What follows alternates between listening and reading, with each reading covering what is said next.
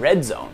Or should we always rezone him cover 3, cover 2, man-to-man? This is a great question. This is something that I do quite a bit, and I don't even know the answer to it myself. I just do it because my brain tells me to do it. So let's move the ball up. Let's have it.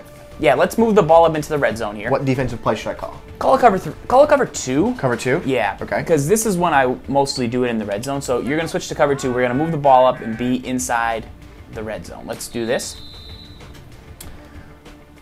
All right, guys. So we're in the red zone. We have the question from @StephenHaas. He wants to know, once again, show your play art here. You see that you have 2 deep blue zones. Do you need those deep blue zones now that you're in the red zone? I would argue you don't, because look, if I run the slant to Reggie Wayne, I think I can get the ball in the end zone before the deep blue zones break down. I mean, somebody else might defend it, like that guy might defend it, but those deep blue zones are basically not going to do anything. Right. That a hook zone can't do. So let's hook zone, maybe hook zone both deeps. And now, like, do you like this look better? I don't. But let's try it. Let's take a look at what happens. First, I'm not going to say it, but let's take a look at it. See how that safety was then at least on the goal line? I already have a defender there. So, personally, what I would rather do is I would rather spy one, because he's going to make things real weird at the snap of the ball. He's going to just jump to the middle of the field. Okay. And what do people like to do in the red zone? Scramble with the quarterback. Right? So this is going to be a little bit of a preventative measure. Are you accusing me? Yes. So he's going to shoot down to the middle of the field, which is kind of cool.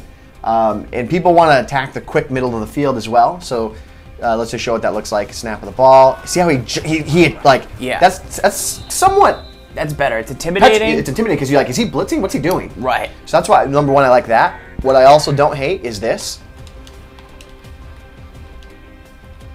I don't hate this. Man him up in the outsides, because you know everyone loves the little stick concept.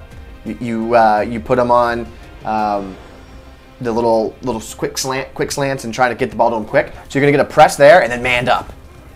That's why I like it. You get the chuck on the outside, and then you get them. You're gonna get like a catch tackle type animation. That's what I've typically been seeing.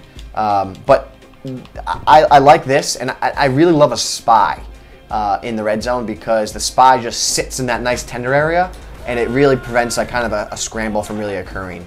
That's a tough scramble, because you can't cut up the middle of the field. Like, that's the quickest place for you to go to score. Right. You have to keep scrambling, and the flat zone will then come down to get you. So here's a good question, and this is something we used to do all the time in Madden 25. We would call everybody on hooks, and then we would base a line twice, and you get a nice, even playing field.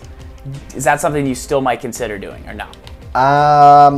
I think there's just too much space. Like, number one, this hook zone here, he's never going to get out there, and I think also this like, you have to know, like, how are people attacking, or how are people like trying to beat you in the red zone. Number one, they're trying to run a lot, so you don't really want your defenders like breaking away from the line of scrimmage. That's number one, the reason why I like the quarterback spy, because if you do run the ball, he has a tendency to attack the middle of the field as well. So if like you run a dive here, boom, he'll see how he's like aggressive. He's in there. So that's why I like the quarterback spy at the one of the safety positions. That's typically what I've been doing. I typically will in my formation I use. I don't have the cover 2. So what I've been doing is this, where I'm putting the outside corners, I put them in hooks.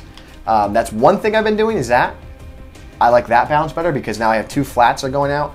The other thing I've been doing, which has kind of been working pretty well for me, is I've been blitzing the outside corners, and then I contain them.